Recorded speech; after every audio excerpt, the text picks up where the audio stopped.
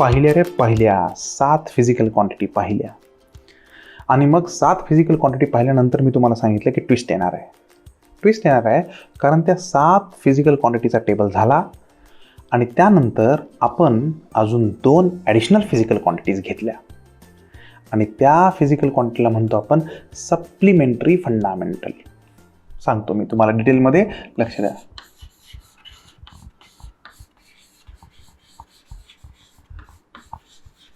Supplementary fundamental. Supplementary fundamental.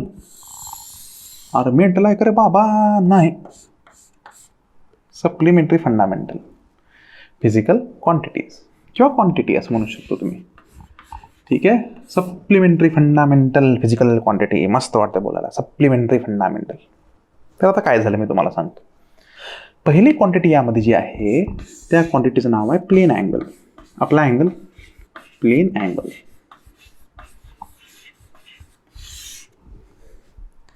नाव plain angle. हो plain angle. बघा लक्ष द्या. प्लेन अँगल तुम्ही भरपूर वेळेस ऐकला असेल. ट्रायंगलमध्ये वगैरे ट्रिग्नॉमेट्री शिकत असताना तुम्ही जो हा अँगल कन्सिडर केला आहे ना त्याला म्हणतो आपण प्लेन अँगल, जो की एका प्लेनमध्ये असतो. तुम्ही बुकमध्ये काढू शकता, पेपरमध्ये काढू शकता, मी बोर्डवरती काढू शकतो. ट्रायंगल, स्क्वेअर, रेक्टँगल या सगळ्यांमध्ये जे अँगल होतात, रोम्बस, या सगळ्यांमध्ये होणारे अँगल्स हे प्लेन अँगल्स आहेत. आणि प्लेन अँगलला असं डिफाईन केलं गेलं नाही. प्लेन अँगलला डिफाईन करताना काय केलं त्यांनी? बघ हे असं घेतलं. सो प्लेन अँगलसाठी सगळ्यात महत्त्वाचं त्यांनी अशी एक रेडियस घेतली. हा ओ पॉईंट आणि हा ए पॉईंट. लक्षात आलं?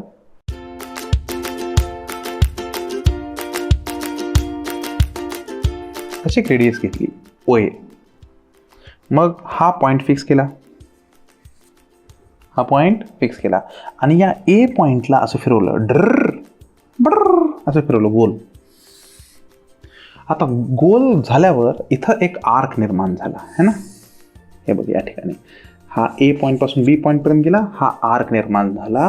त्याला म्हणतो आर्क ऑफ अ सर्कल किंवा याला म्हणतो आपण आर्क लेंथ है ना. आणि याला म्हणतो आपण रेडियस. आता खरं तर रेडियसची डायरेक्शन सेंटरपासून दूर असते, पण आपण वेक्टरबद्दल आत्ताच काही बोलणार नाही. आपण डिटेलमध्ये स्केलर वेक्टर या चॅप्टरमध्ये बोलणार आहेत. पण असो, जाऊ दे, इकडे लक्ष द्या. पहिली पोझिशन, दुसरी पोझिशन, फिरवला वेक्टर फिरवला, फिरवला असा. मग फिरवल्यावरती काय झालं? ए पॉईंटपासून आपण बी पॉईंटपर्यंत गेल्यावर या ठिकाणी जो अँगल झाला मित्रांनो त्याला म्हणतो आपण थीटा आणि त्याला म्हणतो आपण प्लेन अँगल. काय म्हणायचं याला? थीटा. काय म्हणायचं? Plane angle. मग याची डेफिनेशन केली गेली. Plain angle. प्लेन अँगल काय केलं? Definition is arc length divided by radius. This is the definition of plane angle. Arc length divided by radius. Clear? अच्छा sir. Arc length divided by radius. आता मग या arc length ला consider करतो L, radius ला consider करतो R है ना, थीटा. म्हणून या ठिकाणी तुला काय म्हणता येईल? Theta equal to L divided by R. भरपूर जण याला S सुद्धा लिहितात बरं का. Arc length is S. त्यामुळे हे भरपूर वेळेस असं सुद्धा होतं एस डिवायडेड बाय आर. त्यामुळे आपल्याला लेंथ काढता येते. तुला लेंथ लिहायची असेल तर तू एल लिहू शकतो आर इंटू थीटा. लक्षात आलेलं नाही? काय म्हणतोय मी? प्लेन अँगल आपल्याला लिहायचं आहे. प्लेन अँगलची एक व्याख्या केली गेली, एक डेफिनेशन केली गेली की प्लेन अँगल म्हणजे arc the ratio of arc length to the radius. So एका सर्कलमध्ये ज्यावेळेस पार्टिकल असा एका पॉईंटपासून दुसऱ्या पॉईंटपर्यंत जातो त्यावेळेस सेंटरला होणारी क्वांटिटीला म्हणतो आपण प्लेन अँगल. आणि याला मग आपण थीटा म्हणतो. Arc length divide by radius. मग थीटाचं युनिट काढूत बरं आपण. मग युनिट काढायचं म्हणल्यानंतर थीटाचं काय युनिट असेल?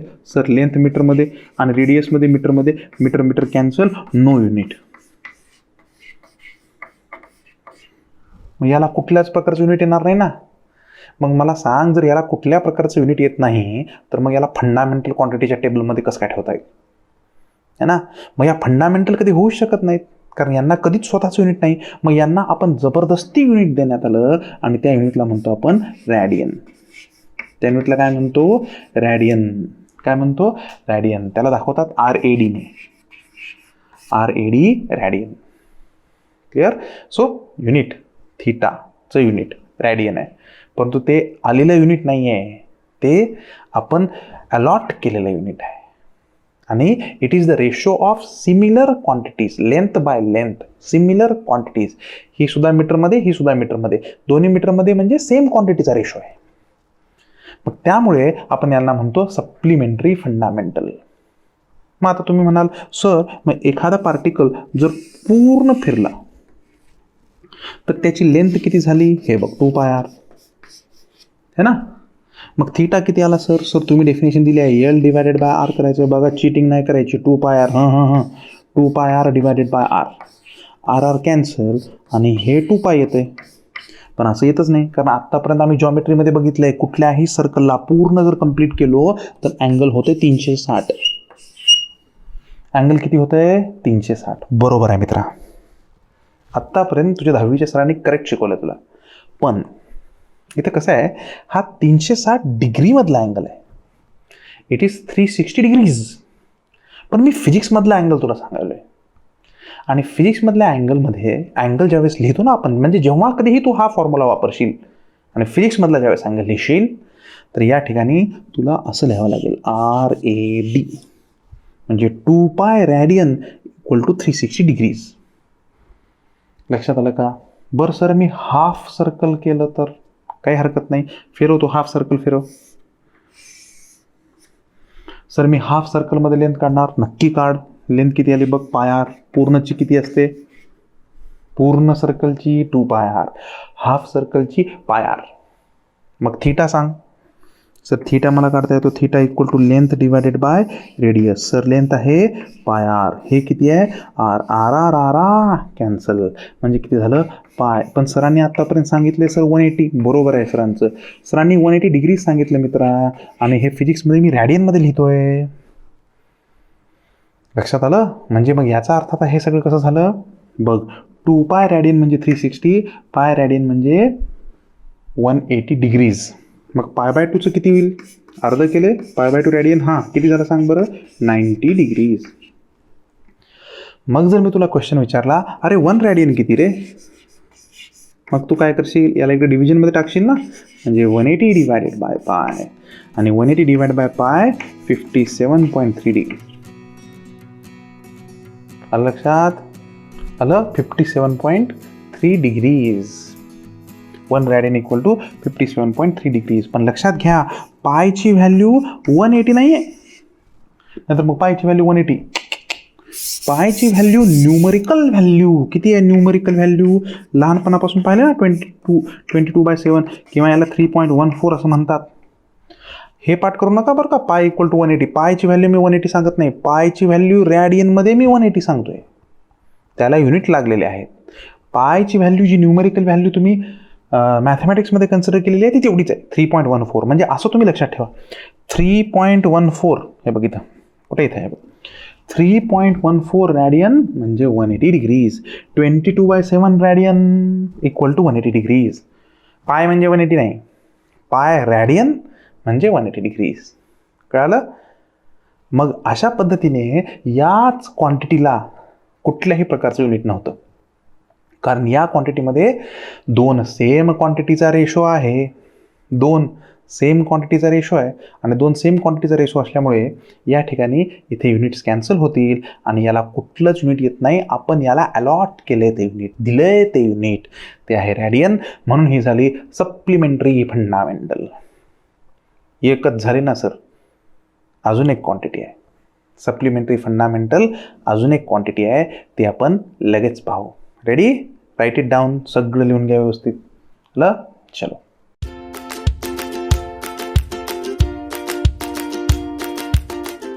नमस्कार मंडळी, मग कसे आहात. आता आपण पुढची क्वांटिटी पाहणार आहेत, पण पुढची कोणती, सप्लिमेंटरी फंडामेंटल. कोणती, सप्लिमेंटरी फंडामेंटल. चला या. सेकंड क्वांटिटी सप्लिमेंटरी फंडामेंटल आहे solid angle. Solid angle, solid angle. आता या क्वांटिटीबद्दल तुम्ही जास्त करून कधी ऐकलं नसेल, पण मी तुम्हाला सांगतो. आईस्क्रीमचा कोन कधी खाल्ला आहे का, मग आईस्क्रीमचा कोन ज्यावेळेस तुम्ही पकडता त्यावेळेस खालचा जो पॉईंट आहे ना त्या ठिकाणी सॉलिड अँगल होत असतो. किंवा नॉर्मल कोन जरी तुम्ही बघितला असाल, दिसायला कोन कसा दिसतो हे बघा, असा आहे ना, असा आहे, हा असा आहे ना, हे बघ, असं आहे ना, हे बघ, आणि असा कोन आहे ना, हे बघ. तर या ठिकाणी होणारा जो अँगल आहे त्याला म्हणतो आपण सॉलिड अँगल, आणि त्याला ओमेगाने दाखवतात. ओमेगाने दाखवतात. आलं, सॉलिड अँगल है ना. जर तुला एक्सपेरिमेंटल जर तुला दाखवायचं असेल तर मी तुला दाखवतो. Just 1 minute. हा पेपर आहे माझ्याकडे. या पेपरमध्ये इथं 90 डिग्री, इथे 90 डिग्री, इथे 90 डिग्री आणि इथे 90 डिग्री. हा जो अँगल आहे प्लेन अँगल. पण सॉलिड अँगल खारमुरक खारमुरक खारमुरक खारमुरक खारमुरक खारमुरक चिवडा चिवडा चिवडा चिवडा चिवडा. हे बघ, हा अँगल इथे दिसतो का रे मध्ये तुला अँगल? हे बघ असा, हा खाली, हे बघा 3 डायमेन्शनमध्ये आहे ना. याला मी ड्रॉ करू शकतो का असं? कारण हे बोर्डच्या बाहेर आले. आलं. त्यामुळे हा जो म्हणतो याला या एरियाने केलेला अँगल, याला आपण काय म्हणतो? Solid angle. आलं. एका एरियाला ज्यावेळेस तुम्ही एका ठिकाणी फोकस करता, स्क्वेअर असेल समजा, हा स्क्वेअर आहे. हे बघ, आता डायग्राम काढू आपण, है ना. एक स्क्वेअर आहे, हे बघा, हा स्क्वेअर 3 डायमेन्शनमध्ये बरं का स्क्वेअर. आणि याला तुम्ही एका ठिकाणी फोकस करता. हे बघा, हे बघा, आणि हे बघा. या तिघांना बी सगळ्यांना एका ठिकाणी फोकस करायचं, कॉर्नरला असा बरोबर. तर हा इथं होणारा अँगल कोणता अँगल आहे? Solid angle. आता ओमेगा, हे असं व्हेक्टर लिहायला लागलोय पण सोडून देते, ओमेगा घे फक्त तू. व्हेक्टर आहे का स्केलर आपण नंतर बघू, है ना. याला म्हणतो सॉलिड अँगल. आणि सध्या आपण ना फक्त स्पियर शेपबद्दल बोलणार आहेत. म्हणजे कुठलाही शेप असो, स्क्वेअरला जरी आपण इथं आणलं ना तर शेवटी आपण स्पेरिकल शेपमध्येच कन्व्हर्ट करणार आहे. म्हणजे याचा अर्थ काय? आता स्क्वेअर इथं फोकस व्हायला आहे, याला आपण असं स्फेरिकल शेपमध्ये कट करायचं आणि असं ॲज्युम करायचं की हा स्फेरिकल एरिया इथं फोकस व्हायला लागला. हे बघा, हा स्पेरिकल एरिया इथे फोकस व्हायला लागलाय. पण असो, याचं डिटेल अंडरस्टँडिंग आपल्याकडे आहे, नंतर पुढच्या चॅप्टर्समध्ये आहे. क्लिअर. सो स्क्वेअर जरी असला तर त्याला असं स्फेरिकल कन्सिडर करून त्या अँगलला एका पॉईंटच्या ठिकाणी फोकस करायचं. बरोबर. बॅटरी आपण मारतो बघ, टॉर्च चालू केलं, टॉर्चमधून लाईट अशी बाहेर पडते सगळीकडं, है ना. मग तो काय तयार करतो? ज्या भिंतीवरती तू लाईट मारली त्याने काय तयार केलं? तिथं सर्कल. मग हे सर्कल सगळं त्या बॅटरीच्या सेंटरला फोकस व्हायला ना, सॉलिड अँगल, है ना. कोनचं मी तुला एक्झाम्पल दिलं, सॉलिड अँगल, है ना. सगळ्या म्हणजे अशा ज्या 3 डायमेन्शनल वस्तू आहेत त्या सगळ्या. क्यूबचा कॉर्नर बघ बरं, है ना. क्यूब घेतलास, है ना. क्यूब आहे ना, हा क्यूबचा कॉर्नर. ही तो कुठला अँगल होतो रे? हे बघ, 2 एजेसमध्ये 90 आहे, पण इथं असं मध्ये, ह्याच्यामध्ये, है ना, 3 एजेसमध्ये असलेला 3 डायमेन्शनल अँगल, सॉलिड अँगल. मला मग याची डेफिनेशन कशी केली गेली? तर याच्यासाठी आपण 90% केसेसमध्ये स्फेरिकल सरफेस कन्सिडर केला, असं हे बघ. आणि या स्फेरिकल सरफेसला आपण एका ठिकाणी फोकस केलेला आहे, बघा, है ना. आणि या एरियाला आपण मानले area. Area is focused at 1 point, omega. मग आता पहिला प्रश्न, का बरं स्पियरच का बरं? कारण जर आपण हा स्क्वेअर घेतला किंवा जर दुसऱ्या प्रकारचे शेप घेतले, इन्क्लाइंड स्क्वेअर वगैरे, तर त्याचे डिस्टन्सेस सेम असणार नाहीत ना रे. हां, स्क्वेअर जर सरळ ठेवला आणि सेंटरला जर ठेवला तर डिस्टन्सेस सगळ्या कॉर्नरपासून सेम असतील. पण असा खाली पॉईंट घेतला तर म्हणजे काय सर? इमॅजिनच होत नाही. बघ इकडे लक्ष दे. तू स्क्वेअर घेतलास, हे बघ असं इथे, हे बघ, हे बघ, स्क्वेअर घेतलास, बघ लक्ष दे, स्क्वेअर स्क्वेअर स्क्वेअर स्क्वेअर. तू बरोबर ह्याच्या सेंटरला घेतलास तर हे सगळे अँगल सेम होतील. आणि इथं घेतल्यावर हे बघ, ह्याचं डिस्टन्स वेगळं, याचं डिस्टन्स वेगळं, याचं डिस्टन्स वेगळं, याचं डिस्टन्स वेगळं. पण व्हायला लागलाय तर सॉलिड अँगलच. पण जर तू इथे स्पेरिकल शेप कन्सिडर केलास तर स्पेरिकल शेपला रेडियस एकच असते. त्यामुळे याची डेफिनेशन करण्यास सोपं जातं. इसका डेफिनेशन आसान होता है. इसीलिए हम लोगों ने क्या किया? स्पेरिकल शेप लिया. स्पेरिकल शेप घेतलास तर सगळीकडे सॉलिड अँगल आरामात कॅल्क्युलेट करता येतो सगळ्यांसाठी. क्यूबसाठी सुद्धा स्पेरिकल शेपनेच आन्सर येतं. खरंच ते कॅल्क्युलेशन आपल्याला पुढे बघायचे आहेत, पण मी आता सध्या बेसिक सांगणार आहे. क्लिअर? बघ लक्ष दे. मग इथे सॉलिड अँगलची डेफिनेशन केली गेली. What is solid angle? चलो आ जाओ. Solid angle area divided by radius square.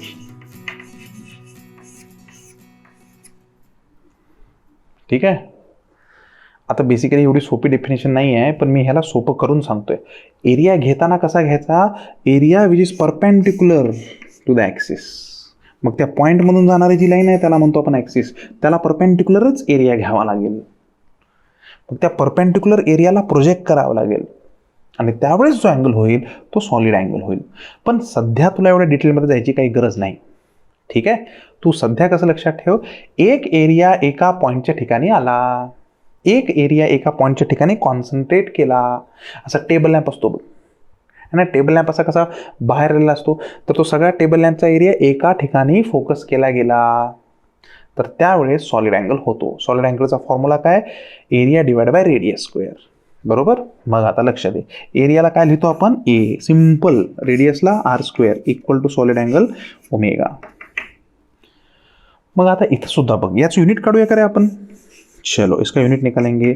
या क्वांटिटीबद्दल बिलकुल टेन्शन घेऊ नको, ही क्वांटिटी आपण डिटेलमध्ये नंतर बघणार आहेत. आता थोडीशी कळाली तर ठीक आहे. तुला बेसिकली काय समजून घ्यायचं आहे, area divide by R square. काय आलं, area divide by R square. चल पुढे चालायचं. हां बघ, लक्ष द्या आता इकडे, omega equal to A divided by R square. चलो ठीक आहे. आता युनिट काढू आपण.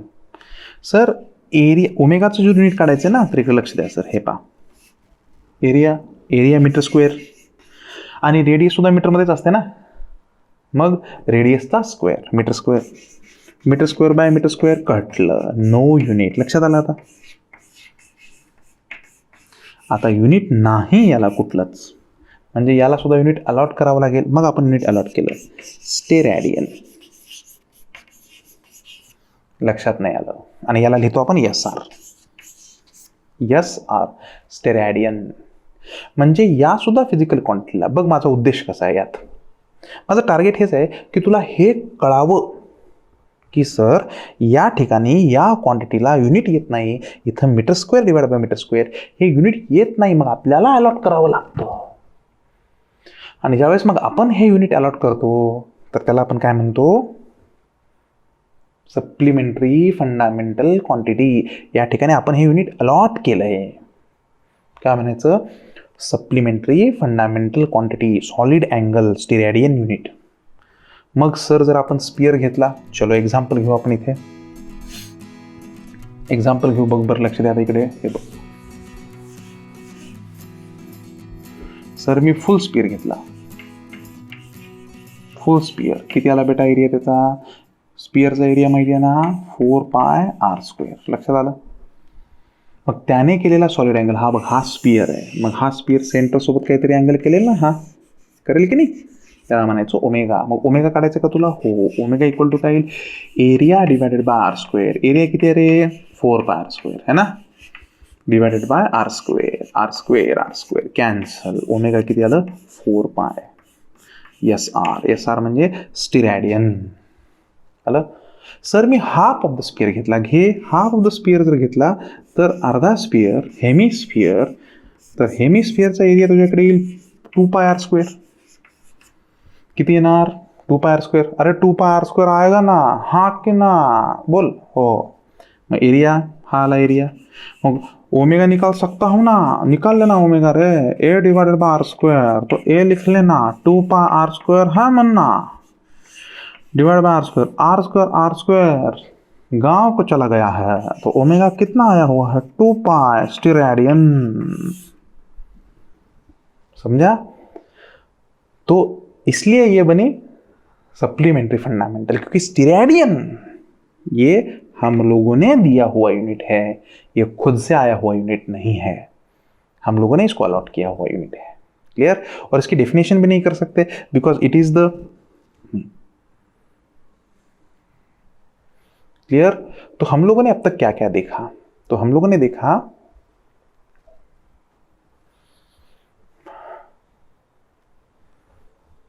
अब तक क्या क्या देखा, हम लोगों ने देखा एसआई सिस्टम में 2 डिवीजन हुआ. क्या क्या डिवीजन हुआ, एक तो बना फंडामेंटल क्वांटिटी और एक बना डिराइव्ड क्वांटिटी. फंडामेंटल क्वांटिटी में 7 फंडामेंटल डिफाइन हुई, 7 फंडामेंटल क्वांटिटीज, और ये जो 2 डिफाइन हुई इनको बोले सप्लीमेंट्री फंडामेंटल क्वांटिटी। कौन कौन सी थी बोलो? Plane angle, solid angle. लिखा है ना पूरा अच्छे से? तो पॉज करो स्क्रीन को और जिस जगह पे कुछ भी प्रॉब्लम है पूरा का पूरा लिख लेना और मुझे डाउट्स को व्हाट्सएप करना। क्लियर? चलो आगे देखेंगे।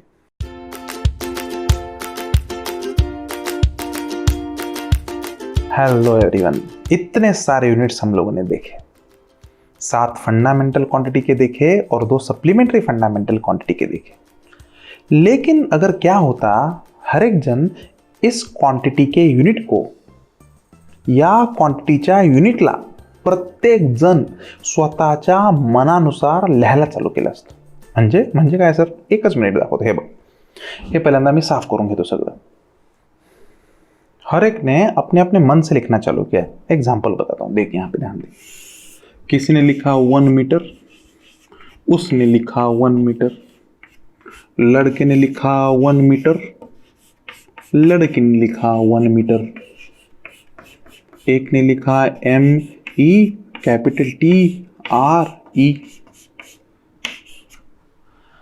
अब मुझे बता इसमें से सही कौन सा है, क्योंकि सब लोगों की तो भावना एक ही है, 1 ही मीटर लिखना है इनको। तो ऐसा कुछ भी लिखने की परमिशन हम लोग दे सकते क्या? नहीं नहीं नहीं नहीं। लड़की हो या लड़का हो कि बूढ़ा हो कि जवान, अरे सब लोगों ने लिखना चाहिए एक ही तरीके से मेरे यार, है कि नहीं? राइम नहीं हुआ चलेगा, लेकिन काम की बात है कि सब लोगों ने एक ही तरह से लिखना चाहिए। फिजिक्स किसी के लिए अलग नहीं हो सकता, फिजिक्स सबके लिए सेम होगा, सबके लिए इक्वल होगा। तो इसका मतलब इन सभी जनरल लोगों को हमें रूल्स बताने पड़ेंगे। Rules for writing unit. Unit लिखें कैसे, कुछ भी कैसे लिखें, उसका रूल बताना पड़ेगा, क्योंकि उसके सिवा ये दुनिया नहीं बनेगी। ये अपने अपने मन से कुछ भी लिखेंगे। तो ये सभी रूल्स बनाए गए यूनिट्स को लिखने के लिए। तो पहला रूल क्या था? बहुत ही सिंपल था। पहला रूल, फुल नेम अगर लिखोगे, फुल नेम पूरा नाम विजय दीनानाथ चौहान, पूरा नाम फुल नेम अगर लिखोगे तो स्मॉल में लिखना। कुछ भी हो, पूरा नाम अगर लिखोगे तो स्मॉल में ही लिखना है। एग्जाम्पल मतलब क्या है सर? 1 न्यूटन। सर न्यूटन तो साइंटिस्ट का नाम है। गलत है रे भाई। साइंटिस्ट का नाम हो, किसका भी नाम हो, पूरा लिख रहा है ना तू, NEWTON, तो स्मॉल लिखना। पूरा लिखोगे तो स्मॉल लिखोगे। अच्छा, दूसरा देखते हैं 2 नंबर का रूल क्या था। अगर सिंबल लिख रहे हो, किसी यूनिट का सिंबल लिख रहे हो, लेकिन अगर ये सिंबल किसी भी यूनिट का सिंबल लिख रहे हो, सो ये तो पूरा नाम लिख रहा हूं। सपोज किलोग्राम, किलोग्राम अगर मुझे पूरा लिखना है तो 1 किलोग्राम, तो पूरा लिखा है, पूरा लिखा है तो स्मॉल में, पूरा लिखा है तो स्मॉल में। लेकिन अगर सिंबल लिखना है, मीटर का सिंबल लिखना है, किलोग्राम का सिंबल लिखना है, और ध्यान देना, और सिंबल लिहायचं तुला मित्रा, सिंबल, आणि सिंबल लिहायचे पण सिंबल सायंटिस्टच्या नावावर जर दिला असेल,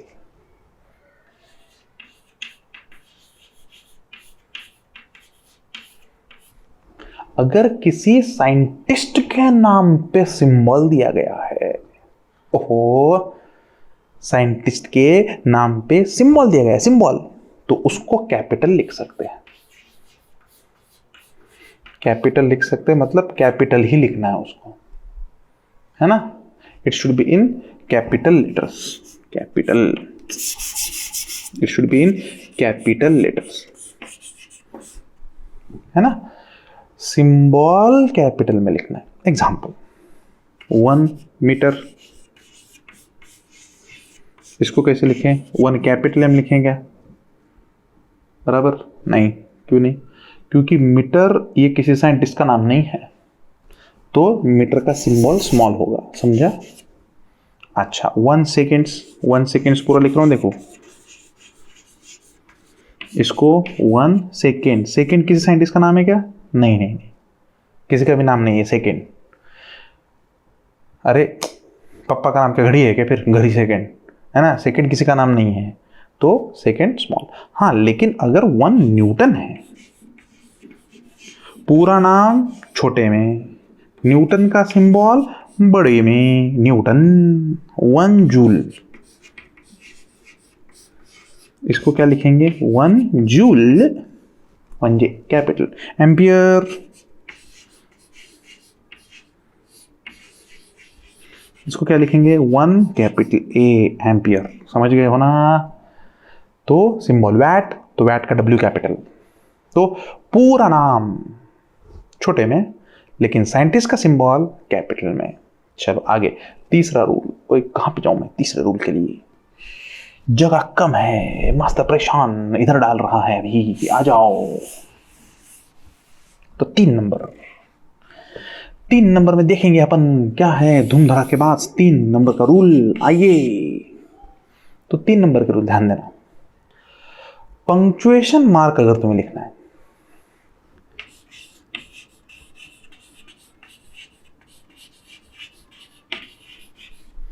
है ना, अगर तुम्हें पंक्चुएशन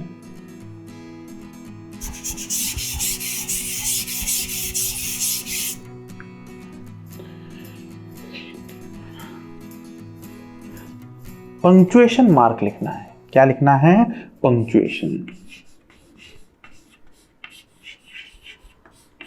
पंक्चुएशन मार्क। तो मैथमेटिकली अगर तुम लोग लिखोगे, मतलब मॅथमॅटिकली इक्वेशन मध्ये जर लिहायचं तुम्हाला इक्वेशन, तर no punctuation mark, no punctuation.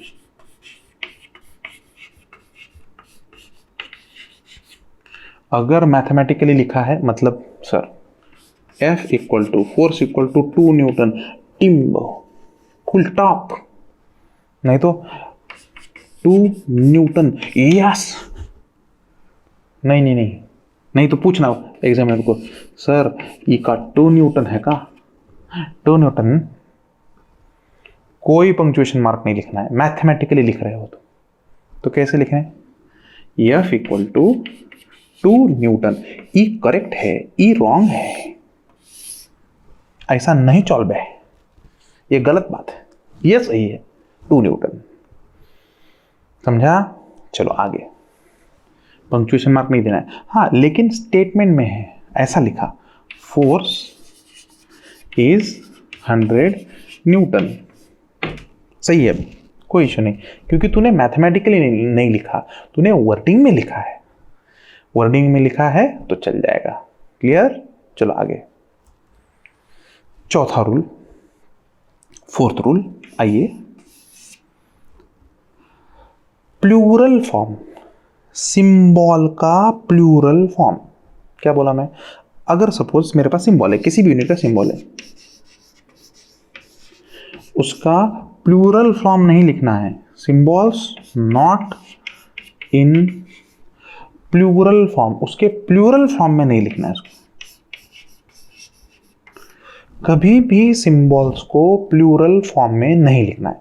मतलब सर 10 न्यूटन्स, 10 ना, 10 10 एक से ज्यादा है तो बच्चा दिमाग लगाएगा, एक से ज्यादा है 10 न्यूटन्स, नहीं नहीं नहीं नहीं, ये न्यूटन साइंटिस्ट के लिए सिंबल दिया गया है ना, तो क्या 10 न्यूटन मतलब क्या 10 न्यूटन थे क्या तब? नहीं नहीं नहीं, तो ये गलत बात है, इसको नहीं लिख सकते, ये गलत है। 100 वैट, आइए 100 वैट्स, 100 वैट्स गलत है, नहीं लिख सकते, नहीं लिख सकते, नहीं लिख सकते, नहीं लिख सकते। तो कैसा? हाँ, प्लूरल फॉर्म अगर तेरे मन में इच्छा जागृत हुई, तेरी भावनाएं अच्छी लगी, तुझे लगा कि प्लूरल फॉर्म में लिखना ही है, तो लिख, पूरा लिख, 10 न्यूटन्स, सही है। फुल नेम का प्लूरल फॉर्म लिख सकता है, लेकिन सिंबल का प्लूरल नहीं लिख सकता है। इनाना 100 वाट्स, ए लिख सकता है ई चॉल्बे, बट ई नॉ चॉल्बे, ये नहीं चलेगा, ये गलत बात है। सिंबल का प्लूरल नहीं लिखना है। फुल नेम का प्लूरल लिख सकते हैं। क्या सबके लिए क्लियर हुआ? क्लियर? चलो तो रिवाइज करेंगे। क्या क्या देखा? पूरा नाम हमेशा स्मॉल में, लेकिन सिंबल अगर साइंटिस्ट के नाम पे है तो कैपिटल में। पंक्चुएशन मार्क ना देना है, ना कोई दुख, ना एक्साइटमेंट, ना दिल टूटा, ना क्वेश्चन पूछना नहीं है। इधर 2 Newton mathematically without punctuation mark लिखना है। इधर फोर्स 100 न्यूटन स्टेटमेंट में आया हुआ है तो पंक्चुएशन मार्क चलेगा। लास्ट वाला पॉइंट, सिंबल को कभी प्लूरल न लिखें, हमेशा फुल नेम को, पूरे नाम को, पूरे स्पेलिंग को लिखने के बाद हम लोग उसे प्लूरल लिख सकते हैं। क्लियर? तो चलो आगे बढ़ें, क्योंकि कोई भी चीज़ हमें मिली, इतने सारे यूनिट्स मिले, लेकिन ये पर्याप्त नहीं होते। हमेशा हमें कुछ और ही फिजिक्स में मिलता है और उसी के साथ हमें कुछ और चीज़ों की ज़रूरत पडती है। कितीही सिंबॉल काढले मित्रांनो, कितीही नंबर्स काढले, पण फिजिक्समध्ये अशा क्वांटिटीज आपल्याला नेहमीच मिळत राहतात की ज्या आपल्या विचारांच्या परिसीमांना ओलांडून जातात। सदैव आपल्याला काहीतरी नवीन मिळतं आणि आपल्याकडे जे आहे ते फार छोटं आणि फार कमी वाटू लागतं। असं वाटू लागतं की जे आपल्याकडे आहे ते खरंच पर्याप्त आहे का आपल्याला अजून कुठल्या गोष्टीची गरज लागेल की ज्यामुळे त्या फिजिक्सच्या फेनॉमेनाला, त्या फिजिक्सच्या क्वांटिटीला, त्या फिजिक्सच्या प्रोसेसला आपण योग्य तो न्याय देऊ शकू। पण नेहमीच फिजिक्समध्ये अशा काही गोष्टी येतात आणि येतच राहतात। कोणत्या त्या गोष्टी ज्या आपल्याला लागल्या बघूच ना आपण।